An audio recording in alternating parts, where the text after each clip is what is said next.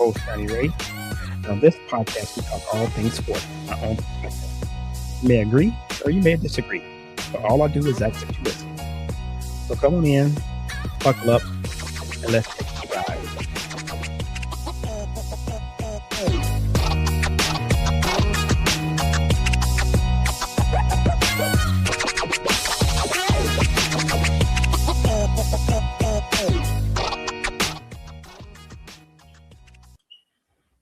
Hey, once again, welcome into Ray on Sports. I am your host, Johnny Ray, here for another podcast episode of Ray on Sports.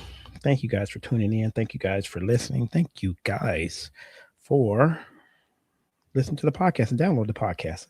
I think I need 126 more downloads to reach 1,000. So you guys keep downloading, keep listening, keep tuning in, keep watching whichever platform you're watching on, keep watching it. We're looking forward to bigger and better things coming in from Ray on Sports. So this week on Ray on Sports, we're going to talk some NBA. Since NBA is the biggest topic, NFL is over.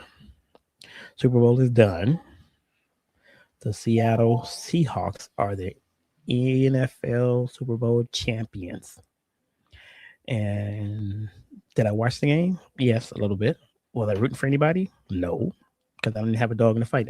Everybody kept asking me that. Are you going to watch the game? Yeah, I watched the game, but I don't have a dog in the fight. So the team that won, Seattle Seahawks, are also actually in my conference with my San Francisco 49ers. So would I cheer for them? No. But anyway, it's a good game. It proved that Seattle's defense was outstanding, and they dominated the whole game. So there you go right there. So that's the end of that. So now let's move on to the NBA. Over the last weekend, I was in Vegas last weekend for a bowling tournament, and I did pretty well. I didn't do as well as I thought I would do, but I also got sick in Vegas, but I'm feeling much, much better now. But yeah, that was really bad. That was really bad for me. So now I'm back, and let's talk some NBA. So over the All-Star weekend, we had the game, which was a better game, in my opinion. We had the 3-point contest, which was outstanding. I saw that. I saw the replay of that. I didn't actually see the game live because, like I said, I wasn't feeling too well, so I slept a lot. So I really didn't get to watch everything, but I did watch the replays on YouTube. And for the 3-point contest, that was outstanding. You had Damian Lillard come back and win the All-Star game. And that was outstanding. I mean, the 3-point contest, he actually came back, had been playing all year, and he decided to come back. And he asked the commissioner, Adam Silver, could he come back to get in the All-Star, the 3-point contest, to make it relevant or make it competitive, that in his words. Now, if you didn't know, Dame has been out all year. He was traded from the Portland Trailblazers to the Milwaukee Bucks, played 2 seasons there. The last season, I think he was injured and ended up getting traded back to the Portland Trailblazers and hasn't played a game this season because of an injury. But he said he feels good, and he said he feels good enough, maybe not to be on the floor, but he felt good enough to shoot in this competition. And it showed. In the last half, he went up against Devin Booker in the finals, and Devin Booker had a chance to beat him and missed his last 3 money balls. But Dame is back. Dame's still between him and Steph. I think they're like one of the best shooters in the NBA or in history as far as 3-point shooters. I'm sorry. Dame and Steph. I would love to see them go head to head one day in a competition, in a 3-point competition. Maybe we'll get that next year. I think there was something I read online, I believe. Somebody reported that Dame had already recruited Steph to be in next year's 3-point competition, which is awesome, which would be good.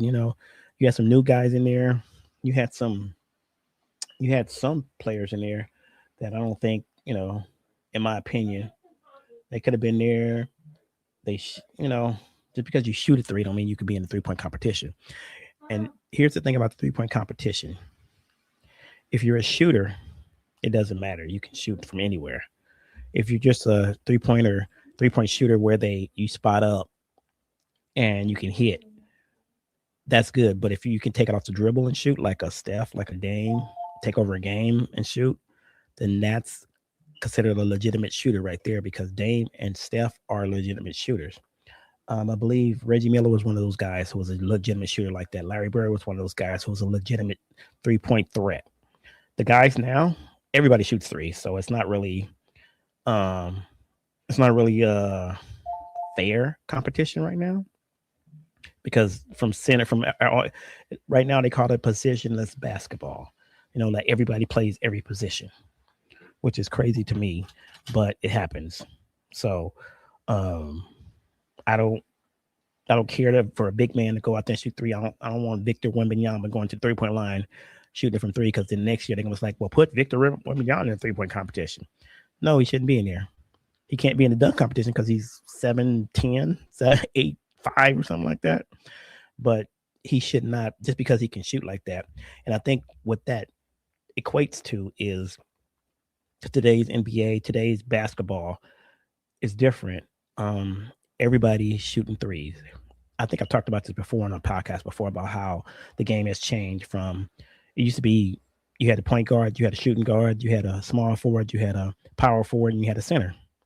Now you can have a point forward, you can have a center forward. I mean, I'm sorry, not a center forward. You can have a center point, a point center. You can have a point forward. You can have a point shooting guard. You can.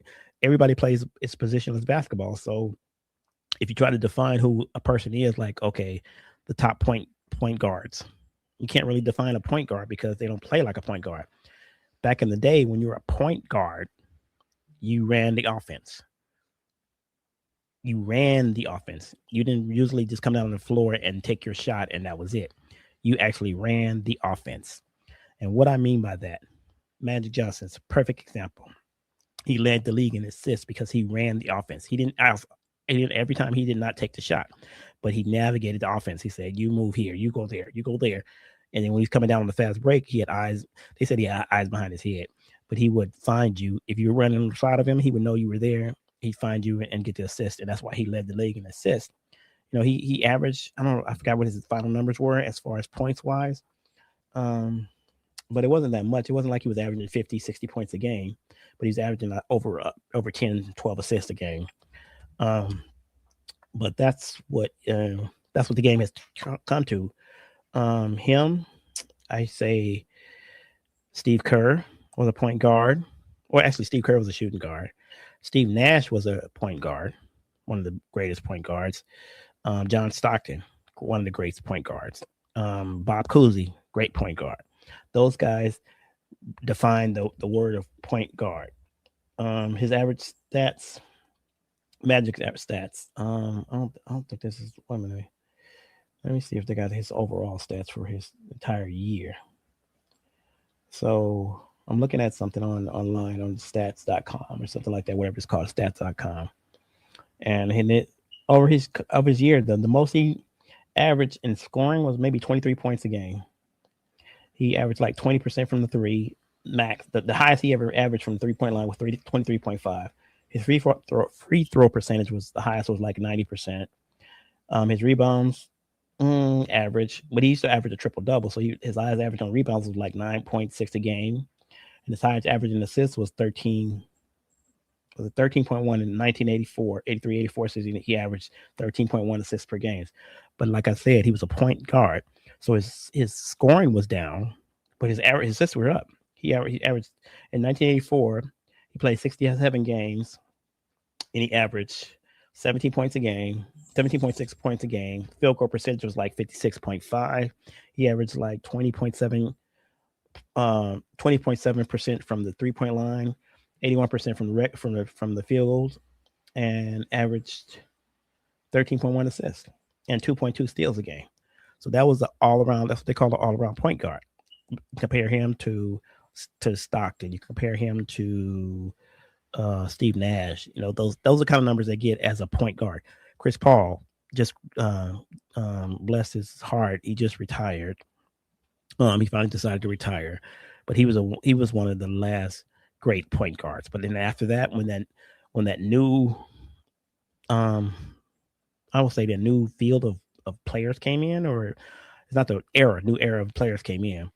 There was a thing about shooting threes, so point guards turned into shooting guards. Shooting guards stayed as shooting guard. Small forwards turned to 3-point shooters and guards. Even your power forward wasn't even a power forward. Back in the day, power forward meant that you defended. You didn't really shoot. You defended. You couldn't play center. You couldn't even switch off on the center because they didn't they didn't play like that.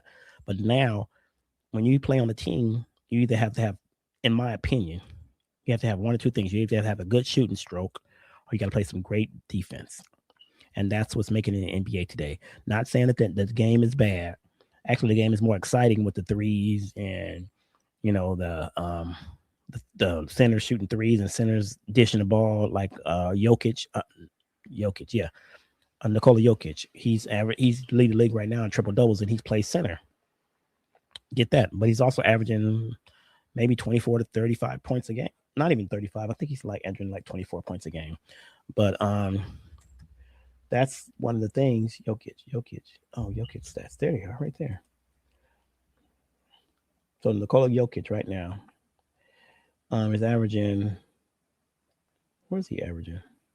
28 points a game, 12.3 rebounds a game, assists per game, and 10.7 rebounds a game. So he's averaging a triple double, and he's a center. And that's what I'm talking about. Is that through his career he's averaged at least 12 to 11 assists a game throughout his whole career. The only season that he did not average was his first season when he averaged like seven assists a game. But that goes to show you, and that was in 2015, and that goes to show you what the league has turned into, is that everybody can play every position. Now, in order to get assists, now here's the thing: in order to get an assist, you got to have people around you that can shoot or can drive or can do whatever, because you can't just pass the ball to somebody, and if they don't make the shot, you don't get the assist. And I know a lot of that happens in a lot of teams. A lot of players could average more assists, but they don't have the right either personnel around them, or they don't have good shooters around them. Like a person like LeBron James, a person like Luka, a person like SGA. They can average a double digits in assists and points per game, but it depends on who you have around you. But a team like OKC is a perfect example of what the new NBA looks like. They have guards. They have like in four positions they have guards, and I'll put it like this: they have four players that play and then a center, which is Chet Holmgren. But everybody else is like usually like a forward or a guard, a small forward or a guard. There's no power forward. Like I said, that it's positionless basketball. So for them, they are the new NBA. I mean, they're that's what the league is going through. So you have they have shooting guards. I'm looking at their roster now. They have center, shooting guard, small forward, shooting guard, small forward, power forward. Jalen Williams plays power forward, but he's not really a power forward because of his size. He wouldn't be considered in my era. He would not be considered a power forward. In my era, a power forward was like Dennis Rodman. That was a power forward. Power forward was like the guy from the Knicks. Oh my God, I can't think of his name off the top of my head. But back in that day, those were power forwards. They played. Draymond Green is a power forward. If that makes sense to you. If you can't think back any further than that, Draymond Green's position is actually a power forward position. He plays defense, but now he's starting to expand out too and start shooting threes. But he doesn't. You notice he doesn't shoot. He doesn't kick into the corner every time. But he knows if Steph's on the floor and he got other playmakers on the floor, he can back away and actually drift back to the 3-point line and hit a couple of threes per game. But he doesn't make it his bread and butter. His bread and butter is to play defense. His bread and butter is to run offense. He's another point forward. He can run offense. He can bring the ball up the court. And a lot of people do that. A lot of players are doing it now. Anthony Davis was one that does that. He used to play point. He's played point guard in high school, I believe. I think that's the story. How the story goes. He used to play point guard in high school, and then he had a growth spurt, and so then they moved to the center. But he still has point guard skills. So he can dish the ball. He can dribble, all the stuff like that. The only issue with Anthony Davis is he has to stay healthy. He has to stay healthy. And somebody coined the phrase street clothes AD. Anthony Street Clothes Davis. That's what the phrase was. Um, I don't know what that is, and that's one of the things I was going to talk about is our players getting injured frequently, and yes, they are. The reason being is because I heard this, and I just heard this yesterday. I was listening to LeBron James and Steve Nash's podcast, which is called Beyond the Game. Oh, I'm sorry, Mind of the Game. I'm sorry. Check it out on YouTube podcast. Check it out on any other places where you get your podcasts. It's actually a great podcast to listen to because they break down the game. And one thing that tweaked my interest yesterday, what LeBron was talking about was he was saying about, because Steve Nash was saying, well, how do you think you guys are going to do in the West? How do you think you guys are going to do in the playoffs? And LeBron was saying, well, once we get a full lineup, then we're going to see. He said, because we can't really practice anymore. And Steve, he said, yeah, you're right about that. And I was listening to him, and they were saying about how the NBA schedule is geared now. It's hard to have practice because you have back-to-backs. You have games every other day because the NBA is demanding that games every other day.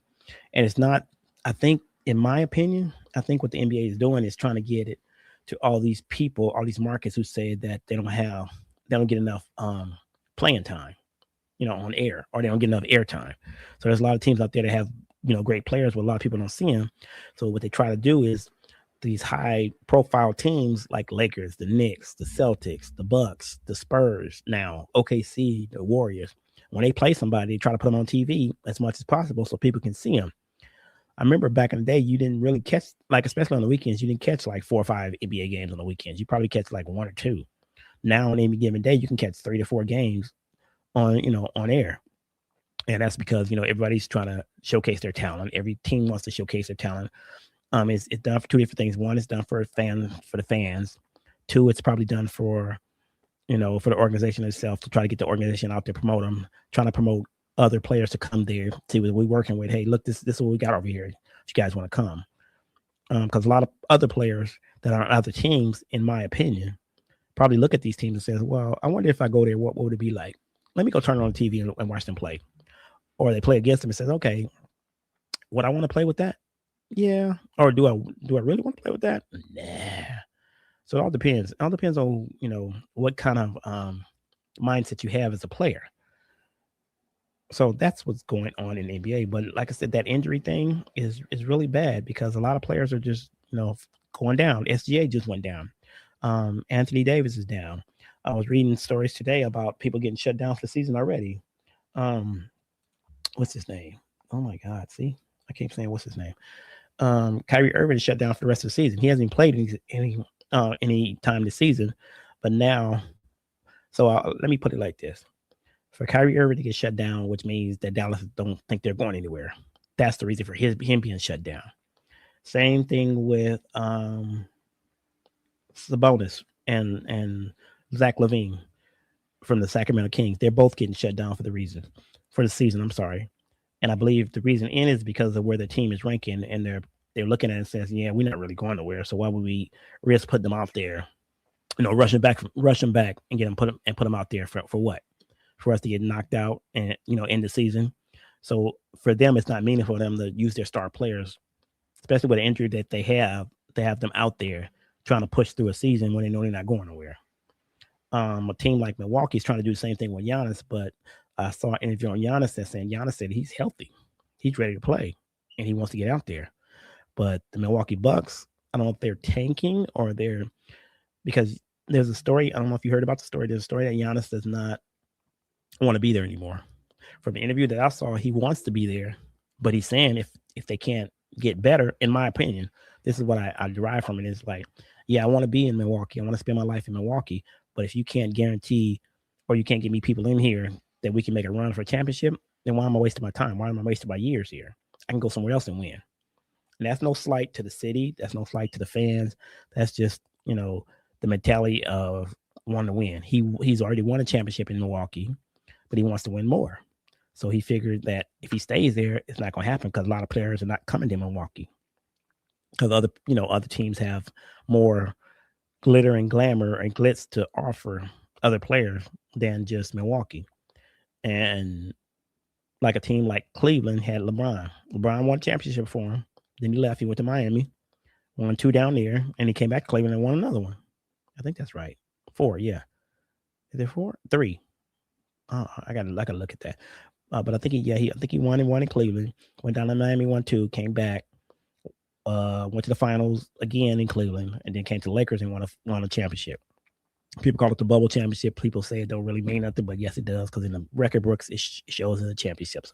So let's get off of that, people. Now, stop tarnishing my Lakers bubble championship. It's a real championship. It's in the history books of the championship. It don't say bubble championship. It don't have an asterisk by it. It was a real championship, and I can get into detail about how that was, but I'm not gonna go in on that. But what I was saying, so with a player like Giannis, and like I said, none of these teams are shutting their players down and saying that, you know, that's it. We'll cut it down. We'll let them sit out, and we'll try it again next year. We'll try to see what we can do next year. A lot of teams during the NBA trade season made a lot of trades. Like the Utah Jazz made a trade and got Jaren Jackson. So they're making a push. They're trying to see, they're putting it. They're saying, we let's see what we can do. We got Jaren Jackson, we got Laurie Marketing. Let's see what we can do. Let's see if we can make a push in these playoffs. Now I can tell you the West is probably the hardest division to make a push in, but they're going to try, and we'll see what happens. The East is pretty wide open. Everybody keeps saying the East is wide open, but Detroit right now is leading the East with 40-13, followed by the Celtics, the Knicks, the Cavs, the Raptors, the 76ers. And then with the playing teams would be the Magic, the Heat. So that's the teams in the East that they're saying that it's a playoff starter today. That's what will be the lineup right now. In the West is a little bit different. And what I mean by different is Detroit, the gap between Detroit and Boston is about 5.5 games. For third place New York, it's like 6 games. Go to the West. OKC did start off good and had a great lead on everybody, but now San Antonio is only behind them by 3 games, and they're on a 6-game winning streak. So no telling how that'll turn out. San Antonio might push them for the top spot. The number 6 seed in the West is only 8 games out of first. Number 6 seed in the East is 10.5 games out of first. What does that say? That says that the East is wide open and anything can happen. But I don't think the 76ers can sustain it. I think Orlando might make a jump, might make a push. 76ers are not there, if that makes any sense. So the teams, like I said, the teams like the Kings, the Mavs, they're all basically just shutting it down, saying, we'll see what we got. We'll see what we can do. But we're shutting our players down. Now, that injury bug, is it because, and this is something that Adam Silver needs to look at. This is something that if you listen to the podcast, maybe you know somebody who's in the NBA, maybe you know a player that's in the NBA, maybe you know an official that's in the NBA, maybe you know somebody, an NBA exec, but get this to them and let them know that the players need some more breaks between games. These back-to-backs are killing them. And then the fans are getting mad because players are not playing back-to-backs, but it's because of the injury bug. You're mad, and it's not really the fans' fault. It's the NBA. You schedule a back-to-back with 2 high-profile teams before the All-Star break. Now, I'm talking about the Lakers. They had a back-to-back with OKC and San Antonio, two top teams on a back-to-back. And the first back-to-back, none of the starters played. Luka didn't play. LeBron didn't play. Austin Reeves didn't play. DeAndre Ayton didn't play. So they had a bunch of bench players out there, and the fans were upset. And the next night, they played San Antonio, and no, I'm sorry.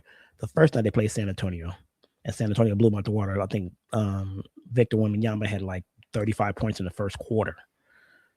But who can stop him? But anyway, they didn't have anybody out there to combat that. And then the second game of the back-to-back was OKC, and they lost to OKC too. But it's like I said, it's a back-to-back, and it was the day before the All-Star break. A lot of teams before the All-Star break are thinking about getting that break, trying to rehash their body. If their players are not playing an All-Star game, their players are thinking about that break. Can I rehab? Can I get the stretches I need? Can I get the exercise I need? Can I get the rest that I need? Now, if you played in the All-Star game, you didn't really get a rest. You got a couple of days off. And like I said, I was listening to LeBron's podcast, and he was saying about how he wished he could have took a break during the All-Star break to get himself together, but he didn't want to disappoint the fans. If he was voted in, the fans vote you in, he wanted to be there.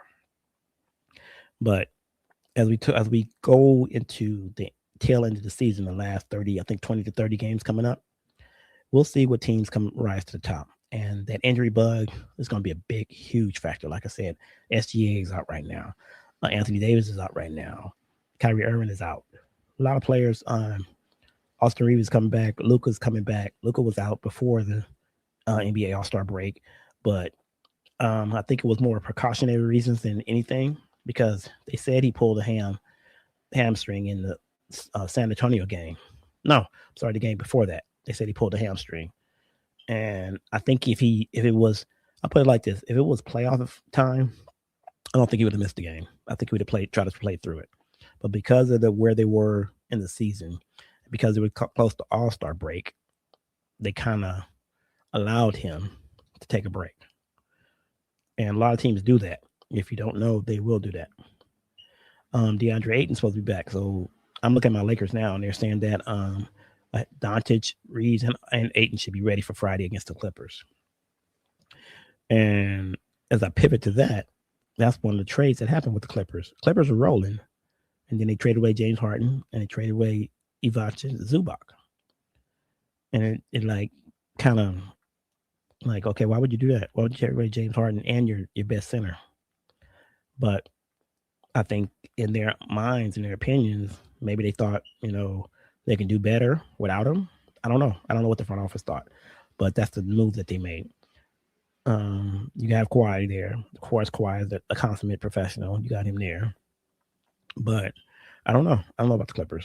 So with this last stretch run coming up, we'll see how everything goes with the NBA. We'll see how it goes with the players. We'll see how teams manage these injuries, especially with the schedule that's coming up. Oh my God. Let me just look at one of the brutal schedules. I'm looking at the Lakers schedule and see who they got in the next 5 to 6 games and how far apart they are. Because like I said, that's the one thing that got me was they were saying about how, the schedule is brutal. So let me look. I'm trying to pull up the schedule now. Full schedule. You hear the thing in the background. I got my window open. Sorry. Okay.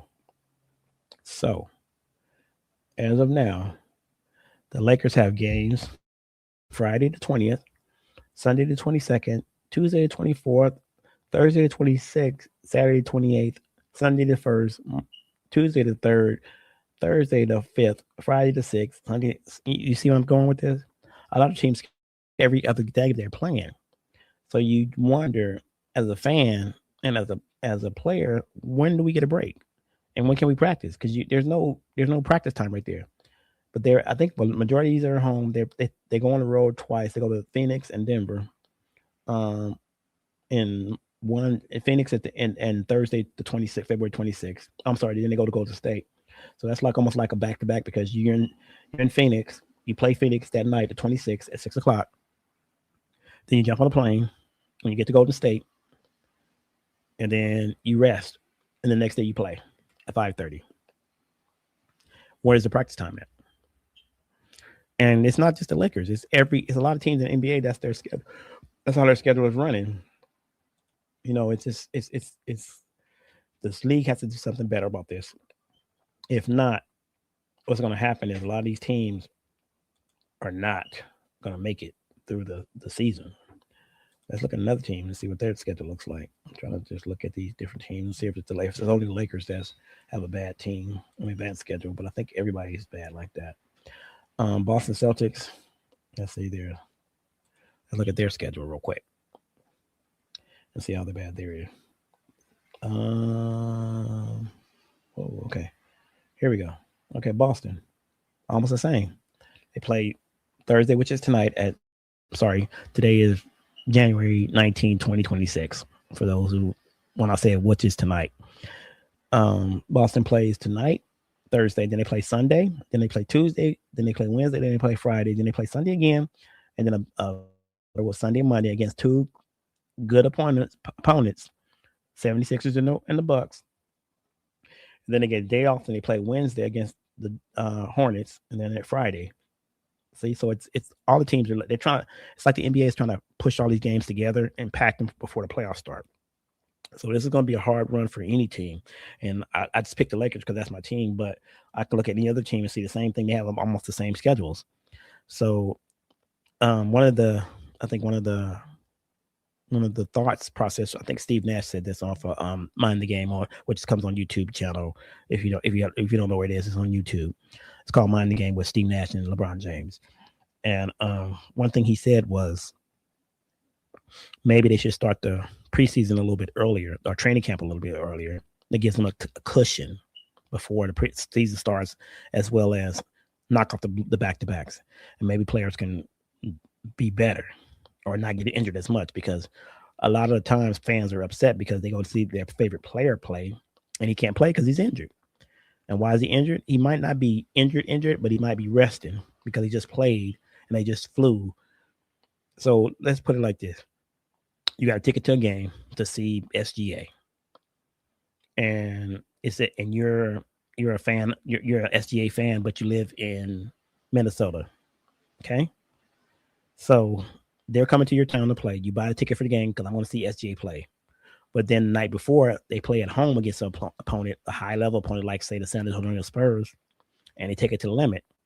And SGA is just burnt. And then they got to fly to Minnesota to play the Timberwolves. And the team doctors decide, SGA need to rest. You as a fan is going to be upset, like, wait a minute, why he ain't playing? I paid all that money to see him play, and now he ain't playing. This is what I'm talking about, NBA. So you got to do something better. NBA, you got to figure this out. You got to figure this out. You got to find a way where these players can play at least 70 to 80 games. And now they put this restriction on the awards that you have to play a minimum of X amount of games before you can even considered for like Defensive Player of the Year, MVP, all these different awards. But how can they do that if you're pushing them like they're, can I say it? Slaves. NBA. How can you expect players to play if you're pushing them like slaves? They're playing every other day. Come on, NBA. Let's get better at this. Let's do something better. So let's go to the off season and think about this. I hope that somebody sees this podcast or hears this podcast and records it and sends it to the NBA and let them know how I feel about it, and tell them they can reach me at Johnny Ray on Sports, and they can reach me at rayonsports0905@gmail.com. That's rayonsports0905@gmail.com. But come on, NBA, you got to get better at this. You got to get better at this, because players are not going to last a career like a LeBron career, like a Kobe career, like a Steph career, like a Kevin Durant career. Those players like that, you're not going to see anymore. You definitely not going to see them anymore because of the rigorous thing of the NBA. And I know it's 82 games, but you're compacting it. You're compacting it into a short time frame. And I don't know. And then they shorten training camp, because training camp used to be almost a month, I believe, back in the day. It was longer than a week. Now training camp is a week. Now they want to shorten it to like 2-3 days. So you get into training camp 3 days. You finally, so that's like starting a new job. Put it like this. You start a new job. They put you through orientation. A lot of jobs now take orientation 2 to 3 weeks to do orientation. One job I went to, it was like orientation was like 2 weeks before you even got on the floor and start working. This is like they're giving you 2 days in orientation and said, okay, get on the floor and start working. And you're like, wait a minute, I don't learn everything. It's like, we know, but just start working. You learn as it goes. And so all the time you're working, you're trying to catch up and you're trying to get involved. And now they want you to do overtime. And now they want you to work on weekends. And now they want you to come in on your days off. And all that time you're just learning the job. So how can you do an effective job if you're always working? If you never get a time to break, if you never get a time to stop, if you never get a time to understand the job that you're in. And that's what's happening in NBA. Players are not getting time for a break. They're not getting time to rest. They're not getting time to practice. The practice, and I believe Steve Nash said it, he said their practice sessions is their shoot arounds. And the shoot around is when you come out, come to the gym early and y'all go to the court and y'all kind of, shoot the ball and kind of get loosened up and you loosen your legs and get ready for the game. That's your shoot around. Coaches are starting to use that as a practice time. Okay, this is who we're playing. This is what they run. Let's run a couple of drills if they can get them in, if all the players are there. And, some players come early, some players don't come early. And, that's just players, but I'm not talking about that. I'm talking about the NBA. You guys got to get better at this. If not, the NBA, you're going to lose your best players halfway through the season, just like SGA just went down right before the All-Star break. He goes down. And I know it's because they won last year as a championship. If you go all the way to June, which is the championship games, um, training camps I think starts in like late August, early September. So you got July, August, September to rehab to get ready for next season. And when you're a champ, it's different because you're a champion. So you got the parade, you got interviews, you got tours, you got all this stuff coming at you. People want to see you. People want you to come on different shows. People want to pick your brain. Podcasters want to put you on their shows. ASJ, if you're listening, you want to come on Real Sports, I'm here for you, brother. Come on in. Any player, you want to come on Real Sports, hit me up. Real Sports 0905@gmail.com. That's Ray O Sports 0905@gmail.com. But that's the nature of the game. But players need more time to get themselves together. And NBA, you got to do better. I'm gonna leave it at that. NBA, you got to do better. So Adam Silver, if you're listening, and I hope you listen, I hope somebody sends it to you. You gotta do something better with this sport, because you're gonna lose the fans, because the NBA All-Star game is now, because you had to change the format because of this, because you get too many players that are injured that can't play in the game. The dunk contest is what it is. It's not really, and that's not on the players, but dunk contest is not what it is. You got players that don't even want to be there. Not don't want to be there, but don't want to be a part of the dunk contest. I'm sure LeBron could get in the dunk contest. I'm sure SGA or who else could be in there. Some top players could be in there, but they don't want to be in there because they worry about their career. They worry about the season. They're playing the All-Star game because they know there's no fouls called. There's, it's really like a pickup game where they really don't, no hard fouls given and something like that. It's competitive now because of the new format that they used. But what I'm saying is, for all these other players, they resting. Some of them come to the All-Star game and, sit in the stands and watch. But I think a lot of them that come to watch are either participating in the All-Star game or have something to do with All-Star weekend.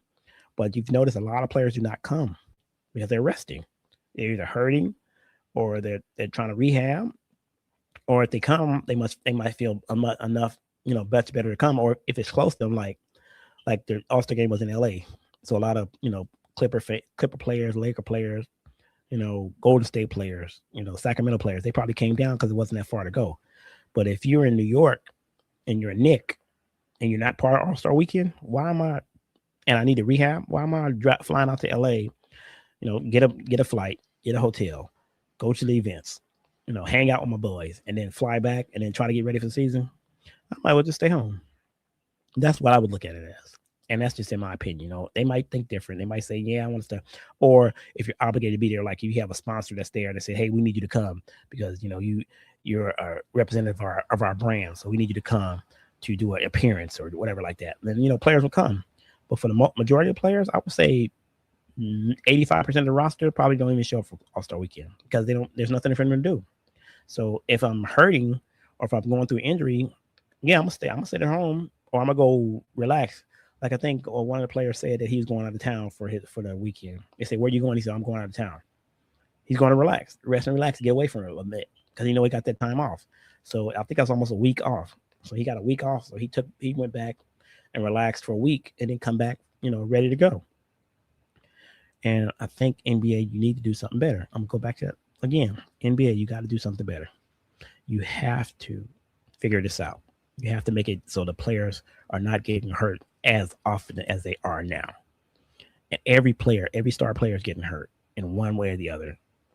Something's happened to them. They're getting hurt. This is happening. That is happening. This is happening. So we got to get better at that, NBA. So that's it for this week of Ray on Sports. The date is February 19th, 2026. Once again, you want to listen to this again, check me out on Apple Podcasts. Check me out on Spotify. Check me out on YouTube. Or you can even tell your smart speaker to play Ray on Sports, and they'll play it for you. So until next week, this is Johnny Ray for Ray on Sports. Thank you for tuning in. Thank you for taking this ride. Take care, and God bless.